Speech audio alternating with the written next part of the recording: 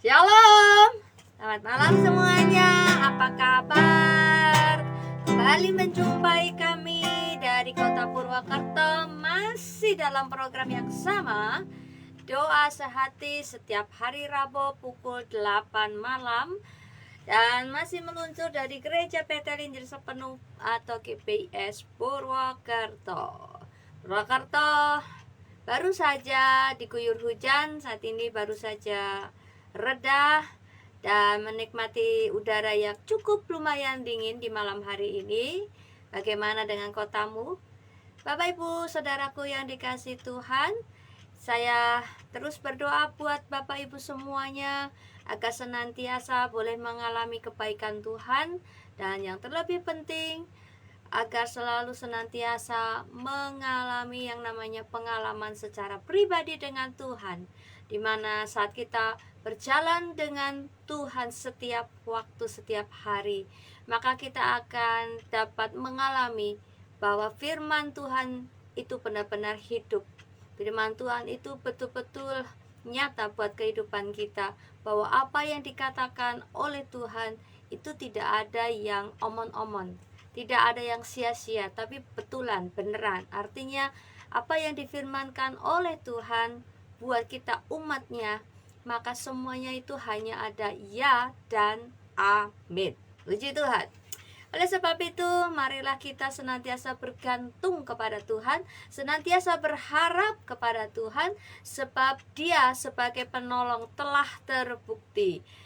Selamat malam Ibu Dahlia, selamat ketemu lagi malam hari ini walaupun via dunia maya.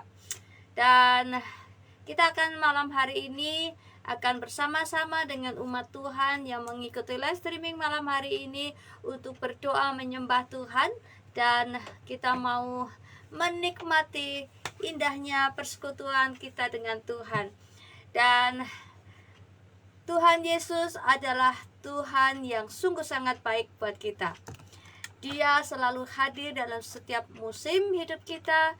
Dia selalu hadir dalam up and down kehidupan kita, susah dan senang, di gunung maupun di lembah.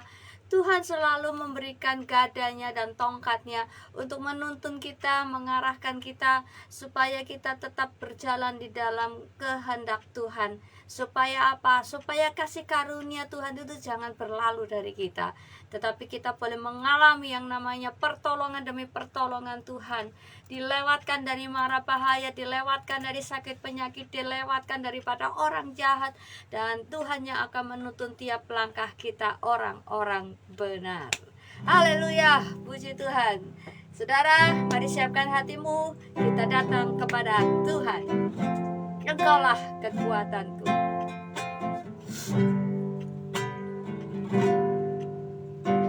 Engkaulah kekuatanku,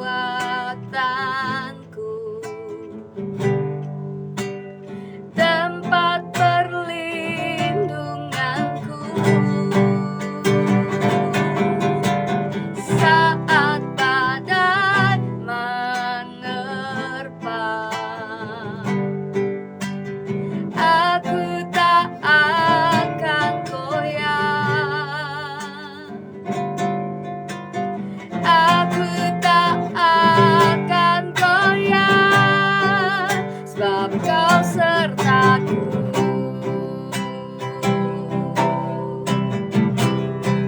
Sejauh langit dari bumi, begitu besarnya kasih-Mu,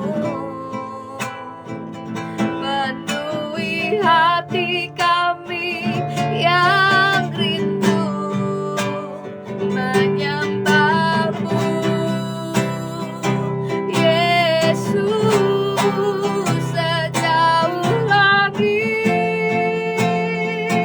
dari bumi, begitu besarnya kasih-Mu. Kaulah Tuhan, kekuatanku, sukacitaku. Engkaulah kekuatanku, kekuatan kami Tuhan. Engkaulah kekuatanku,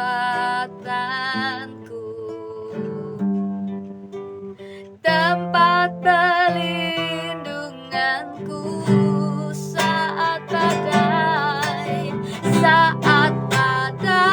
menerpa. Aku tak akan goyah,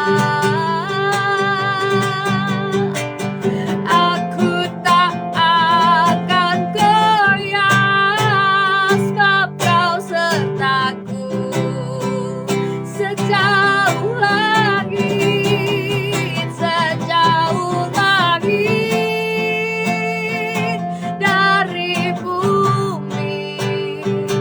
Begitu besarnya kasih-Mu, penuhi hati kami yang rindu menyembah-Mu, Yesus. Sejauh langit dari bumi, begitu besarnya kasih-Mu. Amin.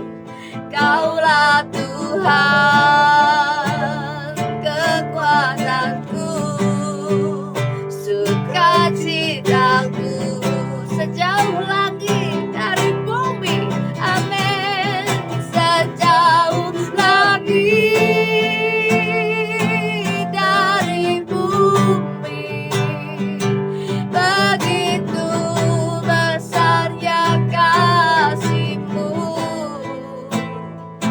penuhi hati kami yang rindu menyembah-Mu,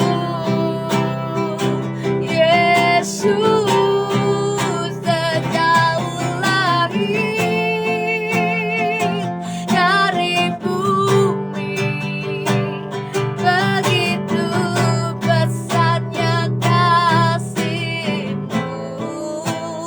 Kaulah Tuhan kekuatanku, sukacitaku.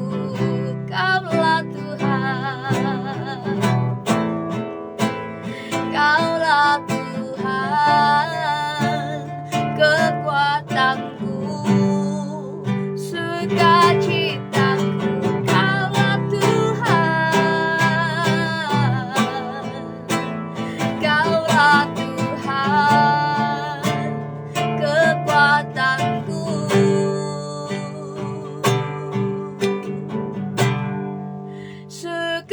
sukacitaku.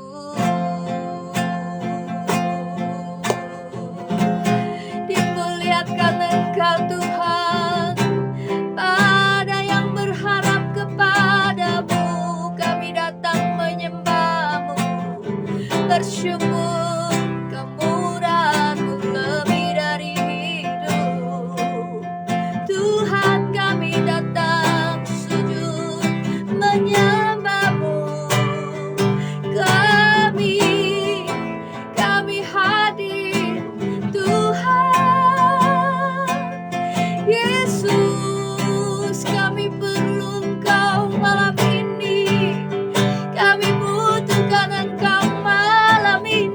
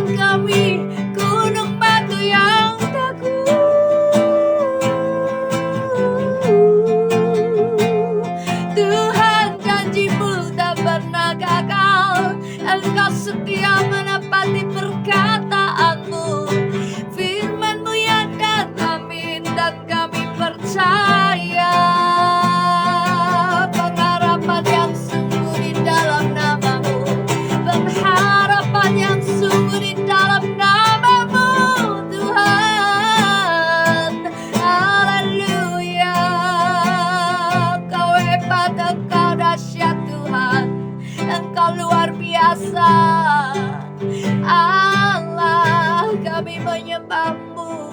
Kau perkasa buat kami, Yesus.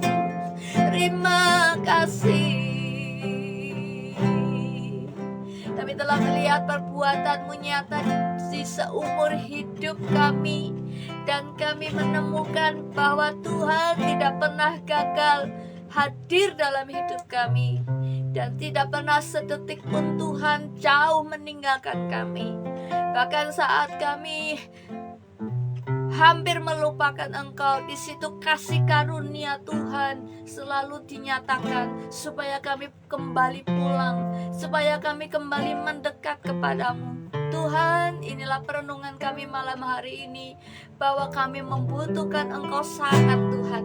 Kami membutuhkan kekuatan-Mu untuk menopang hidup kami, karena di luar Engkau, Tuhan, kami tidak bisa berbuat apa-apa. Kami adalah cara-Mu, Tuhan. Kami membutuhkan kehadiran-Mu. Karena itu Tuhan, kami mau berdoa buat setiap umat-Mu yang mengikuti live streaming malam hari ini.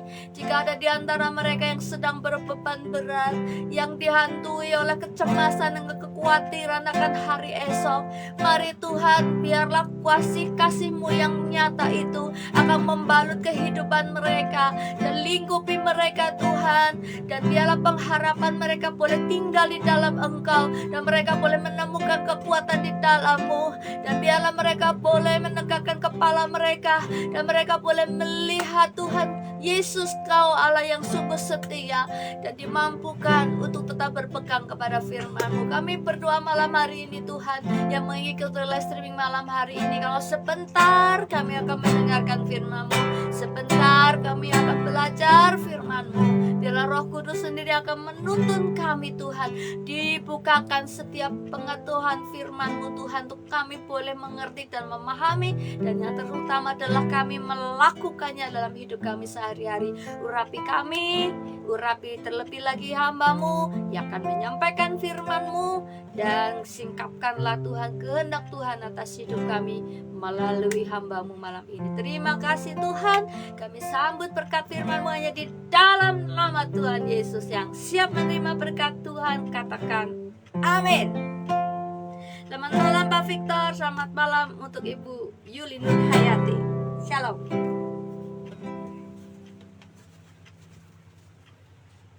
Shalom, selamat malam saudaraku semuanya. Selamat malam Bu Yuli. Selamat malam Pak Victor.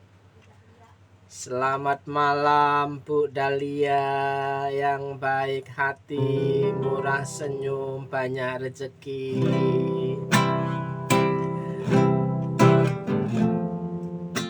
Saudaraku yang dikasih Tuhan, mungkin di antara kita banyak yang mengalami capek. Bukan hanya sekedar capek bekerja, tapi capek dalam menjalani kehidupan ini. Kenapa? Karena kehidupan kita mungkin banyak masalah, banyak pergumulan. Tapi percayalah, tanpa Tuhan kita tidak bisa berbuat apa-apa. Oleh sebab itu, mari kita sama-sama mencari hadirnya Tuhan, mencari hadirat Tuhan, mencari wajah Tuhan dalam setiap kehidupan kita, ya. Hanya orang yang butuh Tuhan dalam kondisi yang berat, kondisi yang melelahkan, kondisi yang kecapekan, satu-satunya kekuatannya adalah datang kepada Tuhan. Bukan alasan tidak bisa datang kepada Tuhan karena capek, justru karena capek dan lelah berat itu kita datang kepada Tuhan. Amin. Haleluya, haleluya, haleluya. Saudara yang dikasih Tuhan, malam hari ini saya mengajak saudara untuk membahas tentang menyembah dalam roh, ya. Menyembah dalam roh, saudaraku yang dikasih Tuhan. Nah, seringkali banyak orang Kristen itu hafal ayat ini bahwa Allah itu roh, ya. Maka kalau Allah itu roh, kita disuruh harus menyembah dalam roh dan kebenaran, saudaraku yang dikasih Tuhan. Baik. Apakah tempat saudara hari ini sedang hujan? Di sini gerimis mengundang sejak dari tadi sore, saudaraku yang dikasih Tuhan, ya. Oke. Bacaan kita adalah Yohanes pasal yang keempat ayat 24, saudaraku. Ya, Yohanes pasal 4 ayat yang ke-24.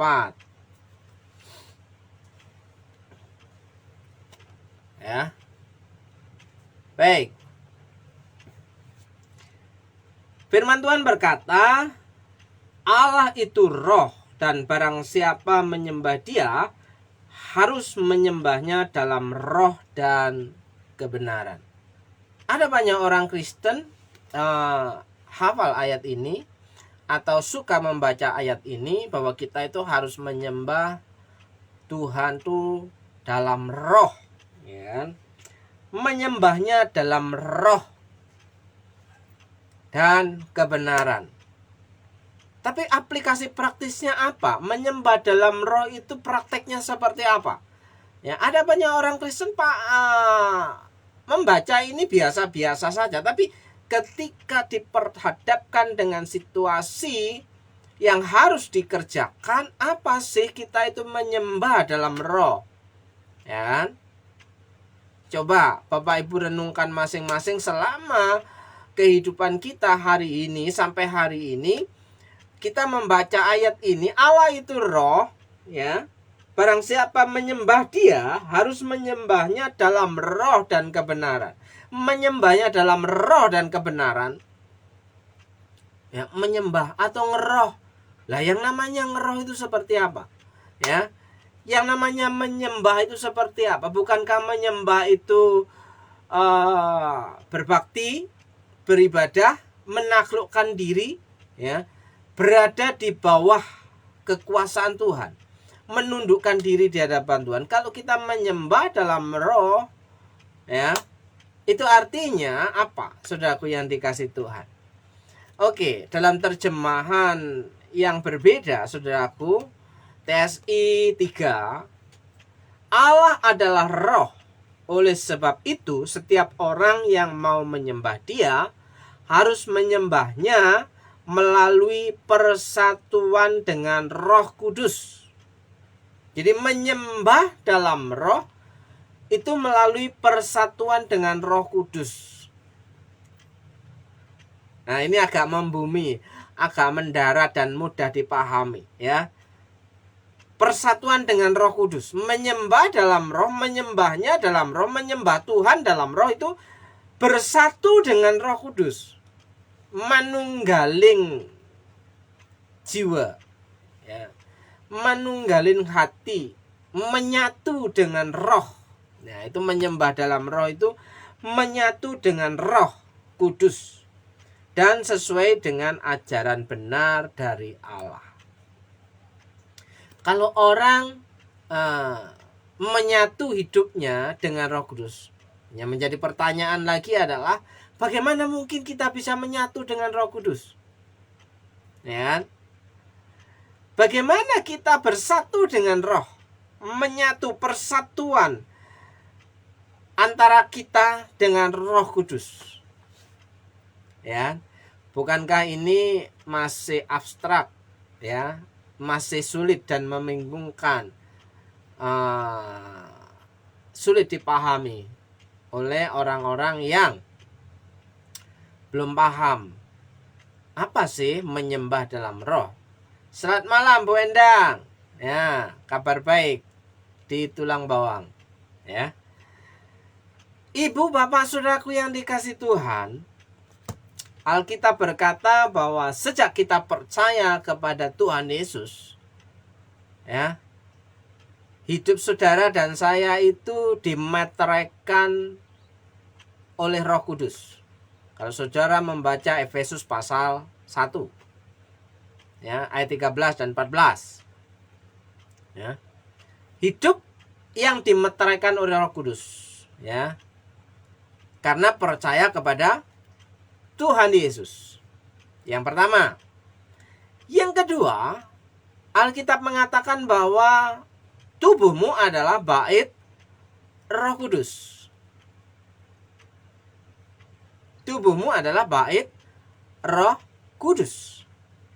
Artinya, orang yang percaya kepada Tuhan, ya, hidupnya, dirinya dimateraikan oleh Roh Kudus, dan Roh Kudus itu tinggal dalam hati orang yang percaya.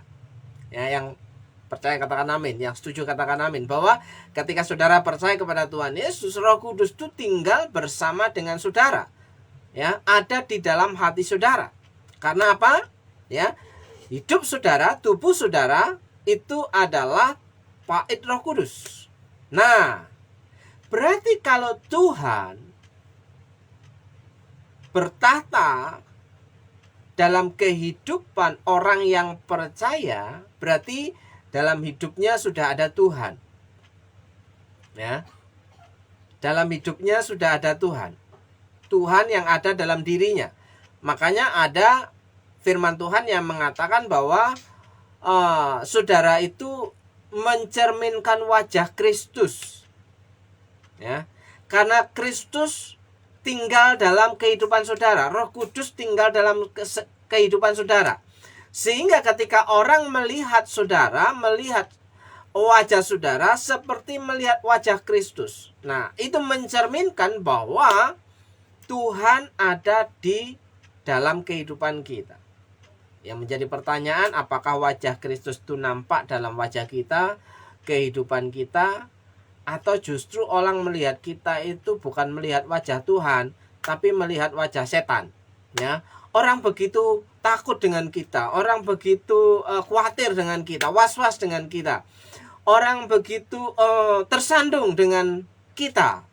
Nah, itu bukan wajah Kristus, tapi wajah setan. Nah, bagaimana memunculkan wajah Kristus tampak dalam kehidupan kita? Kita mulai simak, ya. Berikut ini, saudaraku yang dikasih Tuhan. Ya, ini percakapan antara perempuan Samaria yang mengaku tidak mempunyai suami, padahal dia sudah kumpul kebo dengan 5 orang laki-laki. Kan? Dia kumpul serumah, hidup sekamar dengan 5 laki-laki. Itu orang Samaria. Orang Samaria itu adalah orang yang dianggap kafir oleh bangsa Yahudi. Orang yang tidak mengenal Allah. Orang yang tidak mendapatkan jatah, privilege, ya, anak-anak Allah. Jadi orang-orang pinggiran. Itu tradisi Alkitab mengatakan demikian, ya, saudaraku yang dikasih Tuhan. Orang Samaria itu dianggap najis, tidak boleh dekat-dekat dengan orang Samaria, orang-orang Yahudi itu. Nah, di sini ketika Yesus mengalami perjalanan dan dia berada di dekat sumur Yakub, dia tidak punya timba karena sumurnya itu lumayan dalam. Untuk mengambil air dari dalam sumur itu dibutuhkan timba yang ada talinya. Sementara Yesus tidak punya timba. Nah, sementara datanglah seorang perempuan Samaria yang membawa timba disertai tali untuk mengambil air. Di situ terjadilah percakapan antara Yesus dan orang Samaria, perempuan Samaria yang dianggap orang berdosa karena kafir, tidak mengenal Allah, tidak percaya kepada Allahnya Israel, saudaraku yang dikasih Tuhan. Nah, di situ terjadilah percakapan bahwa bagaimana mungkin engkau tidak membawa timba, mau mengambil air. Maka Yesus berkata, ya, berikanlah air kepadaku. Bukankah orang Samaria, orang Yahudi tidak boleh dekat-dekat dengan orang Samaria? Tapi Yesus, ya, mengasihi orang yang berdosa.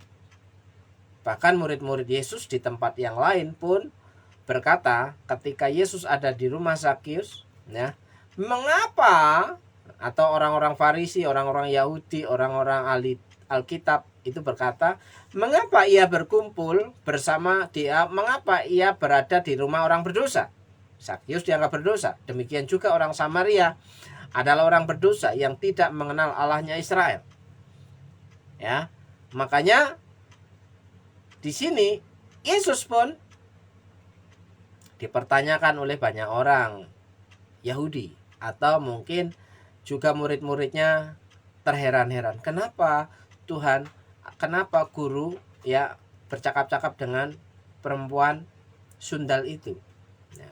Kenapa saya katakan perempuan sundal? Karena ia kumpul dengan 5 laki-laki yang tidak sah. Apalagi punya suami 5. Tidak mungkin, saudaraku yang dikasih Tuhan. Ya.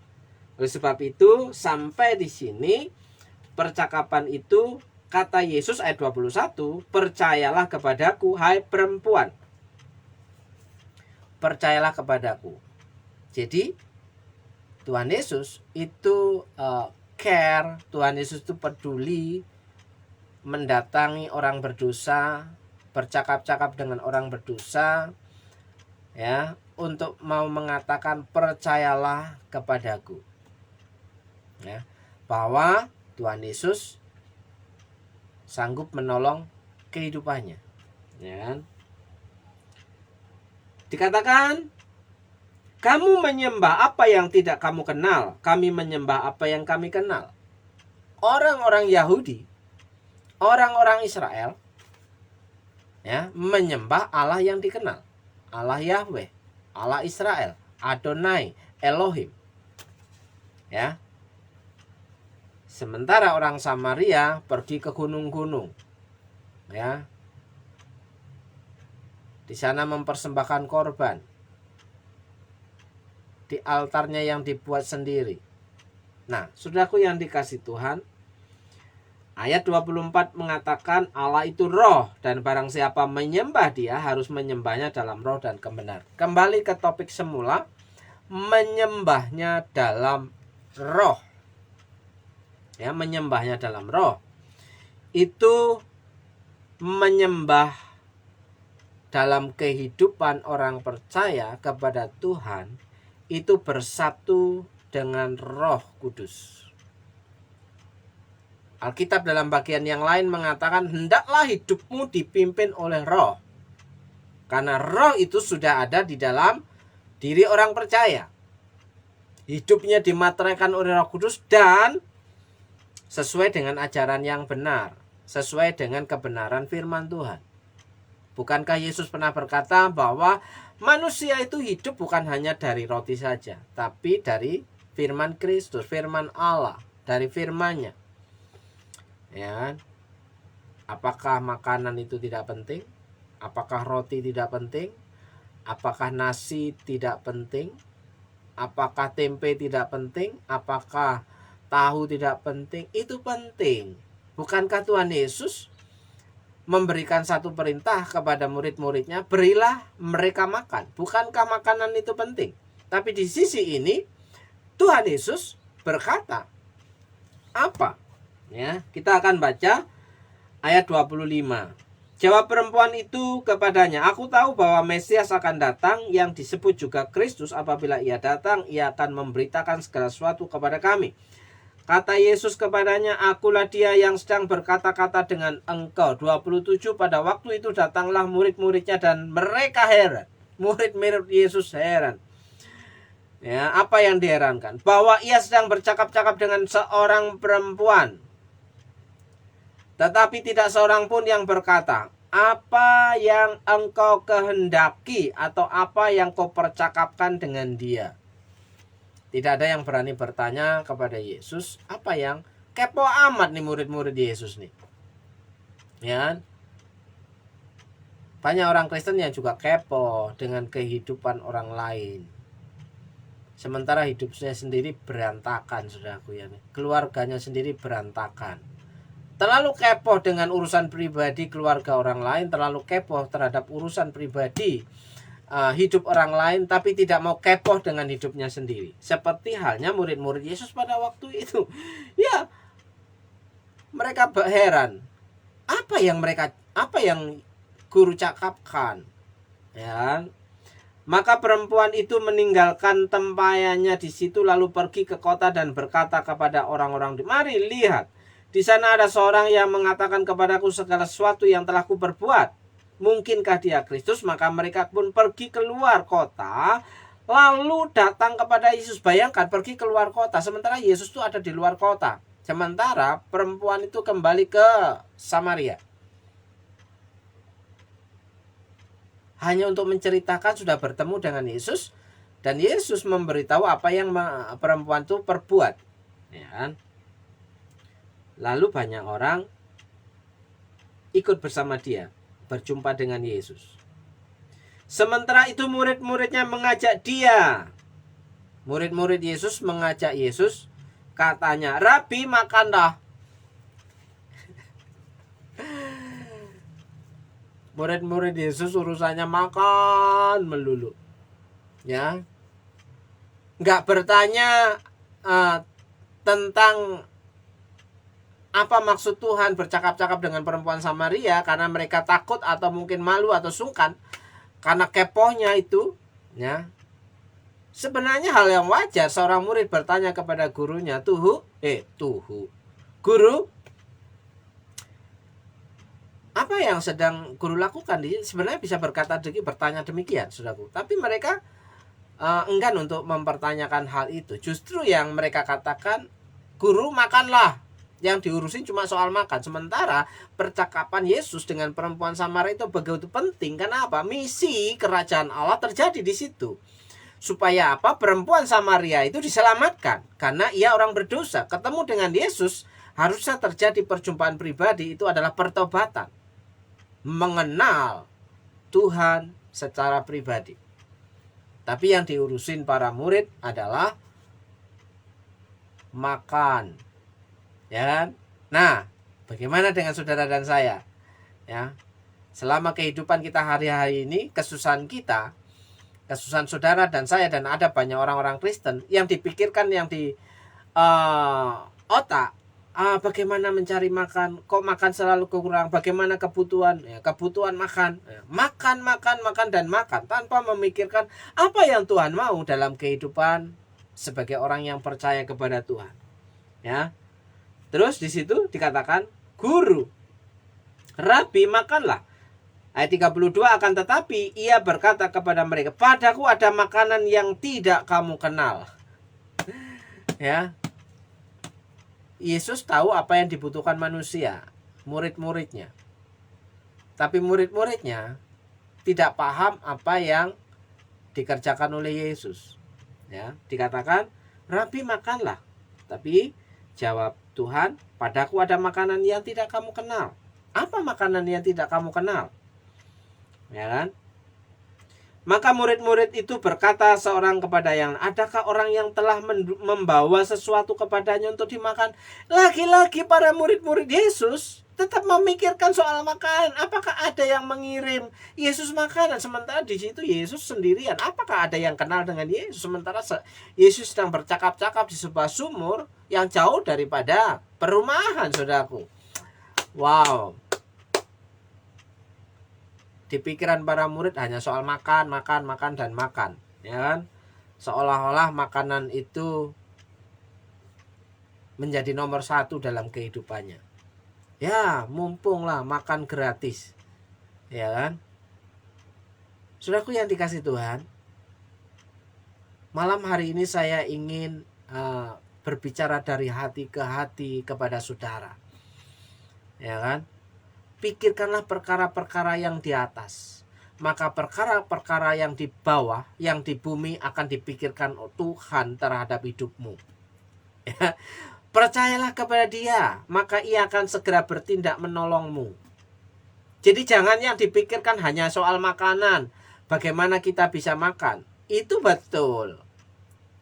Ya, itu betul, karena Yesus berkata kepada para murid, pada 5.000 orang yang diberi makan, berilah mereka makan. tidak mengesampingkan hal makan, tapi yang dipikirkan bagaimana makanan rohani itu penting dalam kehidupan kita, saudaraku yang dikasihi Tuhan.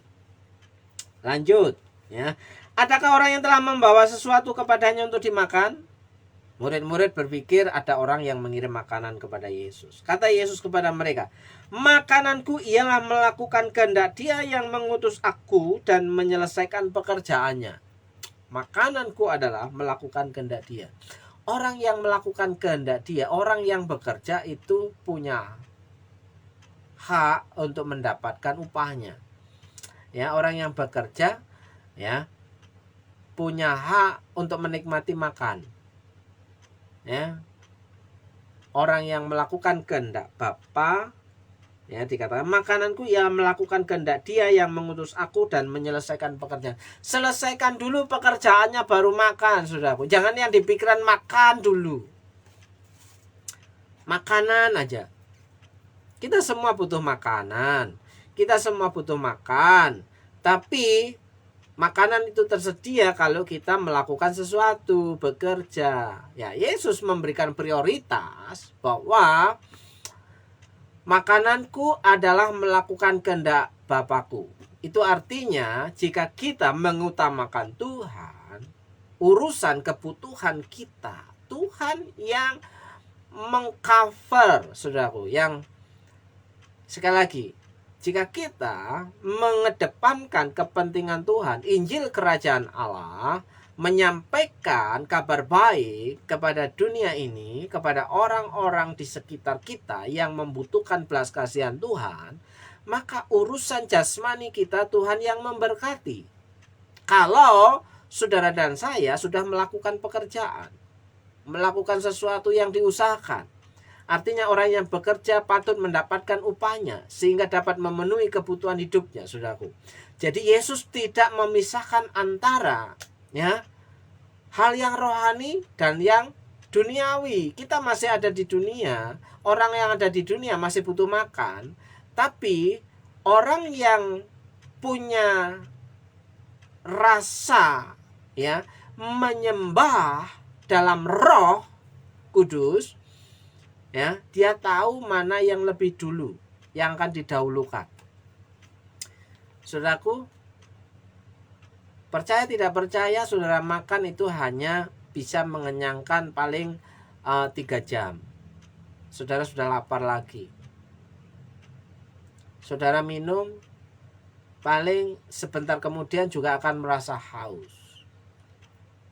Ya, tidak kekal, tidak abadi. Tapi ketika saudara datang kepada Tuhan, saudara akan dikenyangkan dengan kebaikan Tuhan. Amin. Percayalah kepada Tuhan, maka Ia akan segera bertindak menolong saudara. Ia yang akan memelihara hidupmu. Tuhan yang akan memberkati pekerjaanmu. Percayalah saudaraku, Tuhan yang akan memberkati pekerjaanmu. Pekerjaan tanganmu Tuhan berkati, sehingga akan terjadi kecukupan dalam kehidupan saudara. Jehovah Jireh, Jehovah Jireh, Allah yang akan menyediakan apa yang kau perlukan selama engkau menyembah Dia dalam roh dan kebenaran, menyatu dengan Tuhan. Hidup yang dipimpin oleh Roh itu hidup yang tahu mana yang benar dan yang jahat. Jangan sampai terjadi orang Kristen tidak tahu membedakan antara tangan kiri dan tangan kanan. Tidak tahu mana yang benar dan mana yang salah. Semuanya dianggap benar, tapi orang lain dianggap salah. Kepo itu namanya. Ya. Saudaraku yang dikasih Tuhan, kembali pada teks ayat 34, kata Yesus kepada mereka, makananku ialah melakukan kehendak Dia yang mengutus aku dan menyelesaikan pekerjaannya. Bukankah kamu mengatakan, 4 bulan lagi tibalah musim menuai, tetapi aku berkata kepadamu, lihatlah sekelilingmu dan pandanglah ladang-ladang yang sudah menguning dan matang untuk dituai. Ini berbicara tentang kabar baik yang harus disampaikan kepada orang-orang yang sungguh sangat membutuhkan kasih Tuhan. Ya, sekarang juga penuai telah menerima upahnya, dan ia mengumpulkan buah untuk hidup yang kekal, sehingga penabur dan penuai sama-sama bersuka cita. ada yang menabur, ada yang menuai, saudaraku. Sebab dalam hal ini benarlah peribahasa yang seorang menabur dan yang lain menuai. Aku mengutus kamu untuk menuai apa yang tidak kamu usahakan. Luar biasa bukan? Yesus berkata, aku mengutus kamu untuk menuai apa yang tidak kamu usahakan. Orang-orang lain berusaha dan kamu datang memetik hasil usaha mereka. Itu privilege, ya, hak khusus, hak istimewa yang diberikan kepada orang yang percaya kepada Tuhan Yesus, bahwa ia diberikan kuasa untuk memetik apa yang ia tidak tanam. Tapi firman Tuhan juga berkata, berbaikilah orang yang menabur, saudaraku yang dikasihi Tuhan. Ya, dan banyak orang Samaria dari kota itu telah menjadi percaya. Orang yang tidak percaya Tuhan menjadi percaya gara-gara perempuan sundal itu. Ya. Kepada Tuhan Yesus. Karena perkataan perempuan itu yang bersaksi, ia mengatakan kepadaku segala sesuatu yang telah kuperbuat. Ketika orang-orang Samaria itu sampai kepada Yesus, banyak orang yang sudah bertobat mengenal Tuhan. Gara-gara perempuan Samaria yang satu itu, mereka meminta kepadanya supaya ia tinggal pada mereka. Orang yang baru bertobat itu senang mengizinkan Tuhan untuk tinggal dalam hidupnya. Tuhan, masuklah dalam hidupku, tinggallah bersamaku. Itu Immanuel. Allah menyertai hidup kita. Ya. Ya. Menyembah Allah dalam roh, menyatu dalam Roh Kudus. Biarlah Roh Kudus berkuasa dalam kehidupannya. Biarlah kehidupan kita dipimpin oleh Roh.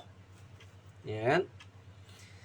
Supaya ia tinggal pada mereka dan ia pun tinggal di situ 2 hari lamanya. Ceritanya, Yesus diminta tinggal bersama-sama dengan orang Samaria dan Yesus bersedia tinggal bersama mereka. Pertanyaannya, katanya kita semua yang percaya kepada Yesus adalah orang-orang yang cinta Tuhan. Ku mau cinta Yesus selamanya. Tapi Tuhan Yesus tidak dipersilakan masuk, ya. Di situ Tuhan Yesus mengetok di depan pintu, ya. Shalom, shalom, shalom. Pintu nggak dibuka-bukakan, ataupun dibukakan sudah masuk, tidak bisa. Tuhan Yesus tidak dipersilakan untuk tinggal di situ. Disuruh keluar lagi, saudaraku yang dikasihi Tuhan. Ya. Pertanyaan penting, cek rohani kita. Apakah kita mempersilahkan Tuhan Yesus tinggal dalam kehidupan kita? Mempersilahkan Roh Kudus memimpin kehidupan kita? Kalau benar itu adanya, maka kita akan hidup di dalam kebenaran. Ya. Menyembahnya dalam roh dan kebenaran. Hidup yang dipimpin oleh roh dan menjalankan kebenaran firman Tuhan. Kalau firman Tuhan tidak dikerjakan, berarti kita tidak hidup dalam roh. Ya. Dan lebih banyak lagi orang menjadi percaya karena perkataannya. Dan mereka berkata kepada perempuan itu, kami percaya. Tetapi bukan lagi karena apa yang kau katakan, sebab kami sendiri telah mendengar dia dan kami tahu bahwa dialah benar-benar juru selamat dunia. Orang yang baru percaya kepada Tuhan Yesus mengakui Tuhan Yesus juru selamatnya, saudaraku. Tapi banyak orang Kristen yang selalu khawatir dengan hidupnya. Tapi doanya, Tuhan Yesus juru selamat. Perkataannya Tuhan Yesus juru selamat, tapi tidak mempercayakan hidupnya kepada Tuhan Yesus sang juru selamat.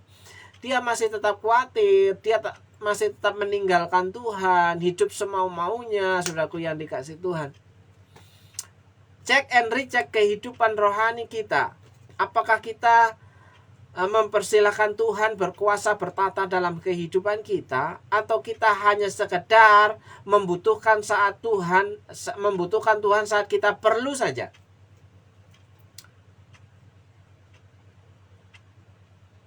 Mintalah Tuhan tinggal bersamamu.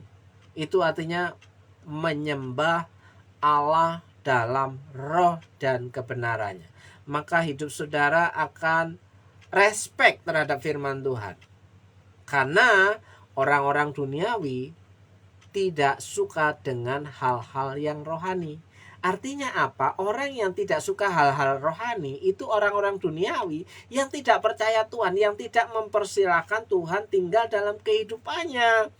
Roh Kudus tetap dikasih kamar yang bagus dan dikunci. Tidak melakukan apa-apa, tidak katanya kita minta Tuhan memimpin kehidupan kita, menuntun kehidupan kita, tapi kita jalan sendiri-sendiri. Tuhan ngomong apa, kita melakukan apa. Ya kan? Orang yang bekerja layak mendapatkan upahnya. Jadi saudara yang bekerja, percayalah, yakin, seyakin-yakinnya bahwa Tuhan itu memelihara hidup saudara. Tak perlu merasa terlalu khawatir boleh, tapi jangan terlalu khawatir. Emang saudara kira saya juga nggak ada rasa khawatir, tapi ketika mendengar firman Tuhan ini, saya menyerahkan kekhawatiran saya kepada Tuhan. Tuhan, percaya bahwa Tuhan akan memberi saya pemeliharaan yang cukup. Saya sudah bekerja, melakukan apa yang Tuhan mau sebagai profesi yang Tuhan sudah percayakan, pekerjaan yang Tuhan sudah percayakan. Saya tahu Tuhan Maha Kuasa. Kalaupun saya harus, ya, sekali lagi saudaraku yang dikasih, sekali lagi, saya sering memperkatakan ini di depan jemaat bahwa kalaupun saya harus mati gara-gara nggak bisa makan, yang malu bukan saya. Kenapa? Karena Tuhan yang mengutusnya. Tuhan yang memberikan mandat kepercayaan apa yang harus saya kerjakan. Masa sih Tuhan tidak memelihara kehidupan saya dan keluarga saya? Nah ini, belajar mempraktekkan iman. Percayalah kepada Tuhan, maka ia akan bertindak memelihara saudara. Mazmur 37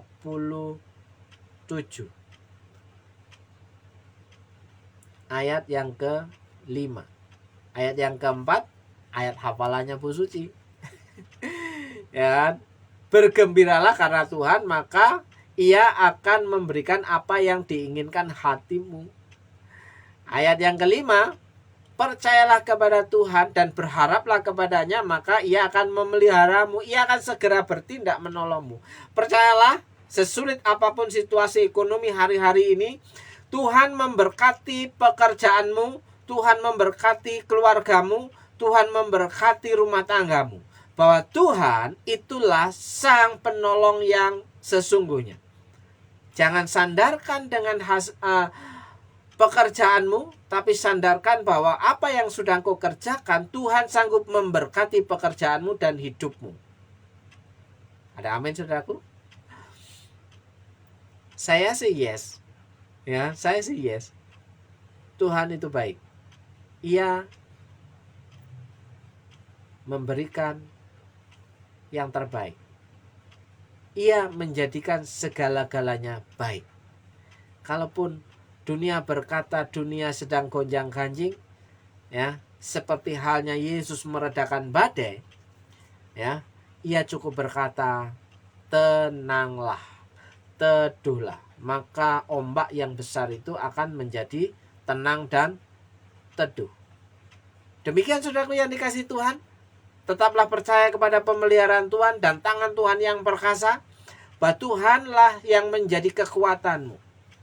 Ya, saya mau berdoa untuk saudaraku semua, berdoa untuk Bu Yuli, berdoa untuk Pak Victor, berdoa untuk Bu Dalia, Bu Endang, Bun Bun, dan siapapun saudara yang sudah mendengar kabar baik bahwa Tuhan satu-satunya penolong yang setia. Undanglah Tuhan masuk dalam kehidupanmu. Ya, persilakan Tuhan untuk berkuasa bertata dalam kehidupanmu. Mintalah ia pimpin hidupmu. Engkaulah kekuatanku,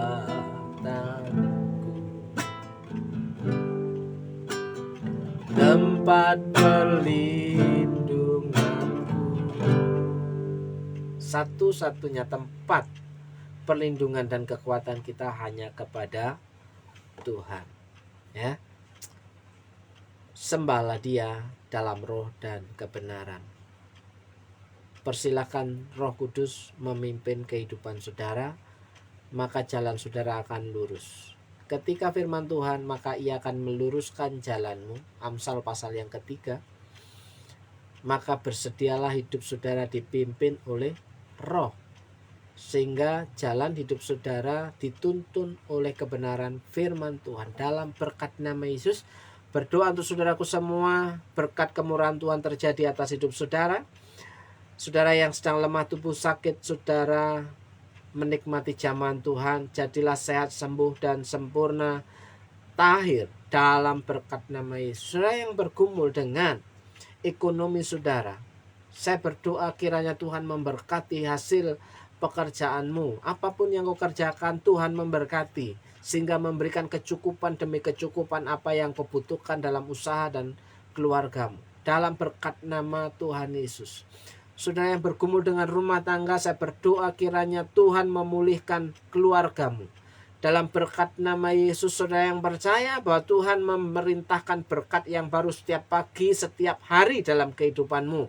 Dalam berkat nama Yesus, saudara yang percaya dan setia kepada Tuhan, maka berkat yang tidak lazim itu akan diperintahkan mendatangi kehidupan dan kau akan menikmatinya dengan sukacita. Dalam nama Yesus, saudara yang percaya, Tuhan memberkati kehidupanmu. Katakan amin, amin. Shalom.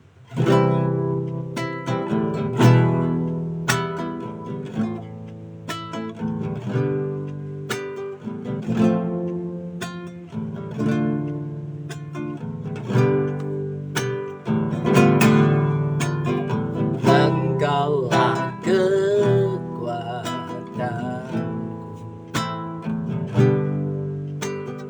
tempat perlindungan. Salam saudaraku, Tuhan Yesus memberkati. Haleluya.